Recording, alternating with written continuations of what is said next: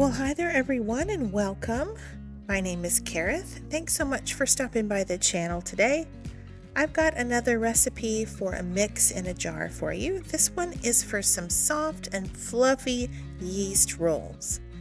Now, since they have yeast in them, you will need to make sure to check the expiration date on your yeast, whatever kind of yeast you use. I'm using an instant yeast. It's for bread machines, but it works in this application as well. And this is an enriched dough, so it's got some butter, some sour cream, some eggs in there, and some sugar. This is a very rich dough, but it makes for the softest, the most fluffy, tender yeast rolls. Let me show you how I put it together. In a quart-sized jar, I'm going to layer these ingredients. Now I'm going to get about 15 medium-sized rolls, and you can scale this recipe up or down according to your needs. It's really important that you fluff the flour first and then spoon it or scoop it into the measuring cup versus putting your measuring cup into the flour and scooping that way. It just helps you not to get too much flour in this recipe.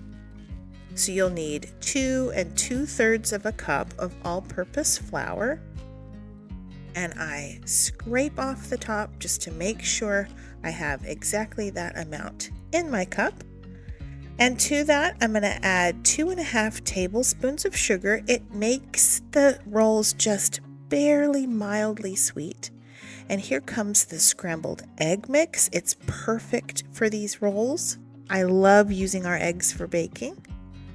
Now, I'm using butter powder and sour cream powder just because our butter powder does not have a lot of fat in it, and I need that added fat to enrich the dough, so I'm supplementing it with the sour cream. And our instant milk goes in there, as well as a teaspoon of kosher salt. To keep the yeast separate and just in a baggie, it's 2 teaspoons of the yeast. You could use active dry yeast if you like, and you could also just put a packet of yeast in there. It's about 2 1/4 teaspoons, but it doesn't matter, it would work too. Now in a second baggie, I've got some egg mix because I want to do an egg wash on the top of the rolls before I bake them. And that's all that really needs to go into your jar. Very few ingredients, but it makes a fantastic yeast roll. Now my mom, when I was growing up, she kept a sourdough starter, but for those years when she did not have her sourdough starter going, she made the best yeast rolls, and this is my interpretation of her recipe. I'm going to use a mixer to help me knead these rolls. If you don't have a stand mixer, this can be done by hand. It just takes a bit of effort, so I'm going to use the mixer to help me reduce the effort that I'm putting out to make these. So when you're ready to make them, just take out those little baggies, the yeast and the egg baggie, give everything else a shake, and then add your yeast to the mix. I think it helps a little bit just to mix things around to start with. And then you'll add the mix into the bowl that has a cup of hot tap water in it. I just like to mix it up so that it's the entire mix that's hitting the hot water and not just the yeast or just the salt or whatever. So add the mix to the bowl with the hot water. Put your dough hook attachment onto your mixer and then just start it on low. Now it will take a few minutes to combine this, but it eventually will come together. And like I said, you could definitely just do this in a bowl with a spoon. That would work fine. This dough you'll have to knead for about somewhere between 5 and 8 minutes. And you'll notice the longer you knead, whether you're doing this in a KitchenAid or by hand, you'll notice that the dough will change textures and the consistency of the dough will change the longer you knead it. And that is expected. That's what we want. That's what you're looking for. A couple of times you'll have to come along and scrape down the sides of your bowl. Just make sure all of the ingredients are getting kneaded.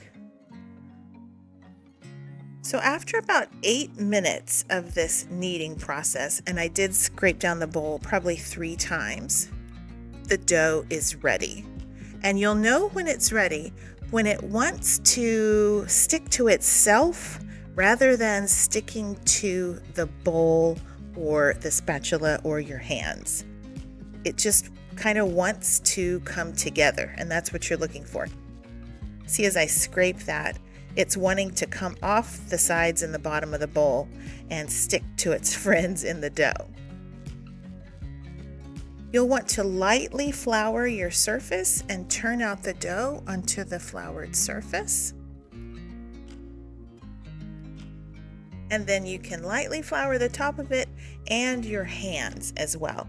And all you're wanting to do at this point is to be able to handle the dough without it sticking to the counter or sticking to your hands. You might add just a little bit of flour. It shouldn't need much. And all I'm doing is shaping this into a log because I want to cut this into 15 even portions to get the 15 rolls. So the way I do it is I cut my log into thirds, and then I cut each of those portions into 5. So I get my 15 that way. You'll want to keep this covered with either a damp towel or a damp paper towel, and then you can shape your rolls. So what you'll want to do is just take a portion of that dough and flatten it onto a little bit of flour, okay? And then you'll pinch up those edges and make like a little coin purse. Flip it over and shape it into a ball using your thumb and your pinky. And see, it's nice and smooth on the top, and the bottom is not too bad either. I'm using a Pampered Chef casserole dish there, and I just sprayed the bottom of it with some cooking spray. Let me show you that process again. I floured the bottom of it because I don't want it to stick, and I'm just pulling in the sides and pinching it together, kind of like a little coin purse. And then I'll just flip that over, and then taking my thumb and my pinky in the shape of a C, I'm just gonna roll, roll, roll, and the tension from the countertop that has not been floured in that section will help to shape that round roll for you. And then you just kind of rinse and repeat. Do that all 15 times. It doesn't take that long, honestly. Once you figure out how to get that ball made, it will just fly by. So there are my 15 rolls. And you'll want to cover those with some plastic wrap and put them in a warm place to rise. They need about 45 minutes depending on the temperature of your kitchen, etc. I found that the best place to put those is in my oven with the oven off, but with the light on, and the heat from the light bulb is plenty to create the rise that I need. It helps that yeast to bloom.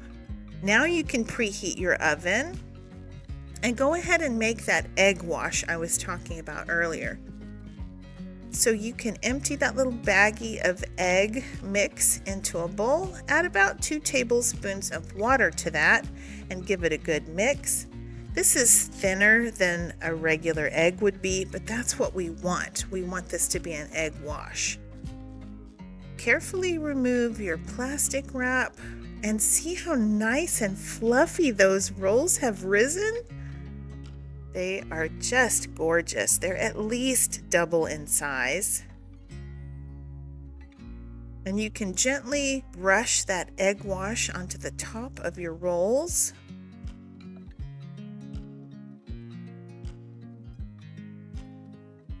All right, now it's ready to put into a 350-degree oven. My rolls baked for exactly 21 minutes. And aren't those gorgeous? Just look at those. Oh gosh, y'all, my kitchen smells so good at this point. I love the smell of yeast bread baking. It's just one of the most heavenly scents here on earth. I love to brush these with just a tablespoon or so of butter. That's optional, but I like to do that. And how about that?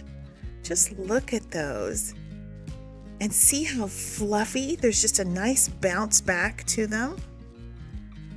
At this point, I had already eaten one. I couldn't resist, they're so good. But they pull apart just beautifully. See, they are so tender. Now, if I was going to compare these to something that you might have had before, I was thinking about it, and I think maybe if you have been to the Texas Roadhouse and had their rolls, these are similar to that. They're also similar to the dinner rolls that you get at the Bush's Chicken. I don't know if y'all have those restaurants where you live. Those are two places that have similar rolls. Okay, but just see how tender that is. Y'all, these taste amazing. They're just mouth-wateringly wonderful. They're good by themselves. They're good alongside any main dish you want to serve them with. They're wonderful warm with butter. A little bit of honey would be great. I just wanted to show y'all you can make a fantastic yeast roll as a side for your Thanksgiving dinner using a mix in a jar that's just add water. And start to finish, these took about an hour and a half, and most of that time was inactive. Here's one of my favorite things to do with it is use these for little sandwiches. I make a chicken salad that uses the Thrive Life cranberries and celery and onions, and then my homemade mayonnaise from my YouTube channel. And that's canned chicken, but you could use Thrive Life chicken if you like. But these are wonderful rolls. I think y'all will love them. Hope you give them a try. I'll leave the full recipe as well as my shopping link in the description box below, so you could make these if you would like to. I'll also include my website where you can find my ebook. I have written a cookbook. They are recipes from my YouTube channel. There's over 90 recipes in that cookbook. So if you like meals in jars, please consider owning that. I try to remember to mention that because we have so many new subscribers that I want to make sure everybody knows that I have a cookbook and it's a good one. If you're interested in that, you can just click on my website and purchase that. All right, guys, thank y'all so much for watching. I appreciate you. I hope you are doing well and having a wonderful week, getting ready for Thanksgiving here in the U.S. I'm so blessed. Thank y'all so much for watching. I pray you have a wonderful day. And until next time, y'all take care and keep thriving.